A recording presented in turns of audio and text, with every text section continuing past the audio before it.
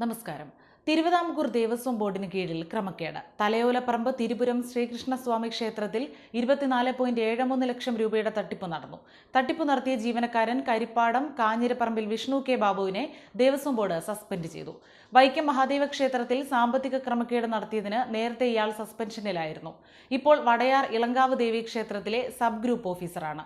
വിഷ്ണു ഇരു ക്ഷേത്രങ്ങളിലും പണം തിരിമറി നടത്തിയതായി ഓഡിറ്റിൽ തെളിഞ്ഞു.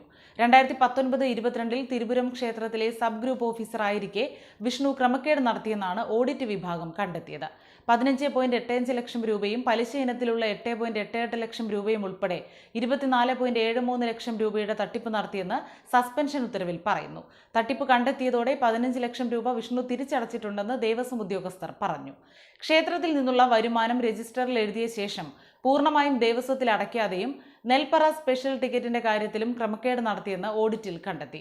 ഇതോടെ ഇയാൾ ജോലി ചെയ്ത ക്ഷേത്രങ്ങളിലെല്ലാം പരിശോധന നടത്താനുള്ള തീരുമാനത്തിലാണ് ദേവസ്വം ഉദ്യോഗസ്ഥർ. വിഷ്ണു സബ് ഗ്രൂപ്പ് ഓഫീസറുടെ ചുമതല വഹിച്ചിട്ടുള്ള ഉദയനാപുരം സുബ്രഹ്മണ്യ ക്ഷേത്രം, ഇടവട്ടം പള്ളിയറക്കാവ് ദേവീക്ഷേത്രം എന്നിവിടങ്ങളിൽ ഉടൻ ഓഡിറ്റിംഗ് നടത്താനുള്ള തയ്യാറെടുപ്പിലാണ് ദേവസ്വം ബോർഡ്. ഇടത് യൂണിയൻ അംഗമായ വിഷ്ണുവിനെ സംരക്ഷിക്കുന്ന നിലപാടാണ് ദേവസ്വം ബോർഡിലെ ഉദ്യോഗസ്ഥർ സ്വീകരിച്ചതെന്ന് പ്രതിപക്ഷ യൂണിയൻ അംഗങ്ങൾ ആരോപിച്ചു.